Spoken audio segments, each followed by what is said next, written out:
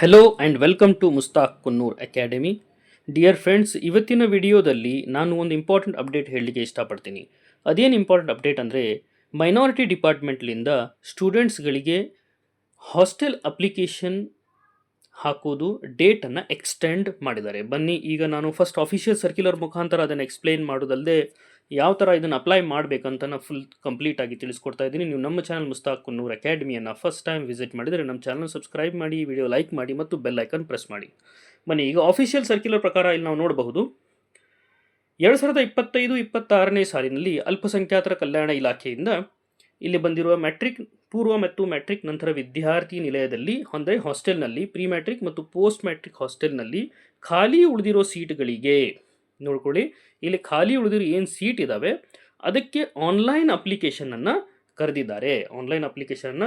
ಬನ್ನಿ ಈಗ last date ಏನು, ಯಾವ ಥರ ಅಪ್ಲೈ ಮಾಡಬೇಕಂತ ಕಂಪ್ಲೀಟ್ ಮಾಹಿತಿ ನಾನು ತಿಳಿಸ್ಕೊಡ್ತಾ ಇದ್ದೀನಿ. ಇಲ್ಲಿ ನಾವು ನೋಡ್ಬೋದು, ಹೊಸ ವಿದ್ಯಾರ್ಥಿಗಳು ಅರ್ಜಿ ಸಲ್ಲಿಸುವ ಪ್ರಾರಂಭ ದಿನಾಂಕ ಅಂದರೆ ಈಗ ನೀವು ಅಪ್ಲಿಕೇಶನ್ ಏನು ತುಂಬಬೇಕಲ್ಲ ಹಾಸ್ಟೆಲ್ಗೆ, ಅದರದ್ದು ಸ್ಟಾರ್ಟ್ ಡೇಟ್ ಈ 7/10/25 ಅಂದರೆ ಅಕ್ಟೋಬರ್ 7ರಿಂದ ನವೆಂಬರ್ 11 ತನಕ ಡೇಟನ್ನು ಎಕ್ಸ್ಟೆಂಡ್ ಮಾಡಿದ್ದಾರೆ. ನೆನ್ಪಿಟ್ಕೊಳ್ಳಿ, ಲಾಸ್ಟ್ ಡೇಟ್ ಈಸ್ ನವೆಂಬರ್ 7. ಈಗ ಎಲ್ಲಿ ಯಾವ ವೆಬ್ಸೈಟಿಗೆ ಹೋಗಿ ಇದನ್ನು ಅಪ್ಲೈ ಮಾಡಬೇಕು ಇಲ್ಲಿ ನಾವು ನೋಡಬಹುದು.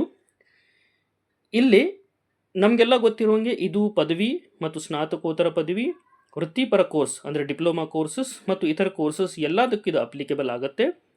ಮತ್ತು ಇಲ್ಲಿ ನಾವು ಅಪ್ಲೈ ಮಾಡಬೇಕಾಗಿರೋ ವೆಬ್ಸೈಟ್ ಯಾವುದಂದರೆ ssp.karnataka.gov.in ಹೋಗಿ ನಾವು ಈ ಅಪ್ಲಿಕೇಶನನ್ನು ಹಾಸ್ಟೆಲ್ ಅಪ್ಲಿಕೇಶನ್ನ ಅಪ್ಲೈ ಮಾಡಬೇಕಾಗತ್ತೆ. ಬನ್ನಿ ಈಗ ನಾನು ಯಾವ ಥರ ಅಪ್ಲೈ ಮಾಡಬೇಕಂತ ತೋರಿಸ್ಕೊಡ್ತಾ ಇದ್ದೀನಿ.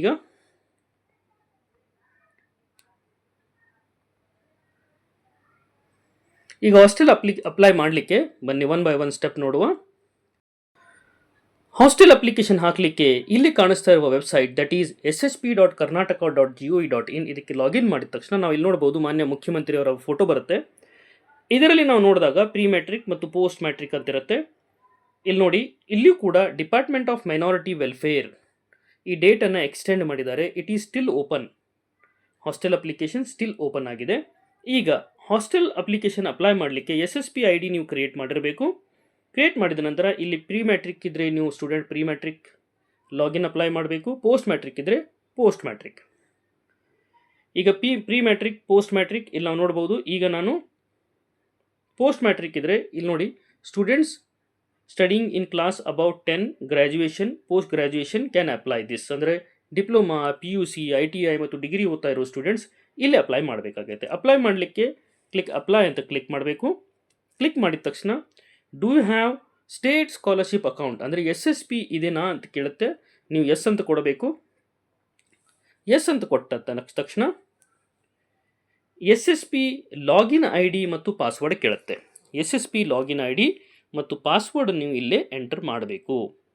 SSP ಲಾಗಿನ್ ID ಮತ್ತು ಪಾಸ್ವರ್ಡ್ ಎಂಟರ್ ಮಾಡಿದ ನಂತರ ನೀವು ಇದನ್ನು ಲಾಗಿನ್ ಆಗಬಹುದು. ಇದು ಕೂಡ ನಾನು ಸ್ಟೆಪ್ ಬೈ ಸ್ಟೆಪ್ ಹೇಳ್ಕೊಡ್ತಾ ಇದ್ದೀನಿ. ಯೂಸರ್ ID, ಲಾಗಿನ್ ID ಮತ್ತು ಪಾಸ್ವರ್ಡ್ ಹಾಕಿದ ನಂತರ ಕ್ಯಾಪ್ಚಾ ಕೋಡ್ ಹಾಕಿದ ನಂತರ ನಾವು ಇಲ್ಲಿ ನೋಡಬಹುದು, ಲಾಗಿನ್ ಅಂತ ಇಲ್ಲೇ ಸೆಲೆಕ್ಟ್ ಮಾಡಬೇಕು. ಲಾಗಿನ್ ಅಂತ ಸೆಲೆಕ್ಟ್ ಮಾಡಿದ ತಕ್ಷಣ ನಾವು ಇದರಲ್ಲಿ ವೆಬ್ಸೈಟಲ್ಲಿ ಲಾಗಿನ್ ಆಗಬಹುದು. ಈಗ ನಾನು ಲಾಗಿನ್ ಅಂತ ಕ್ಲಿಕ್ ಮಾಡ್ತಾ ಇದ್ದೀನಿ.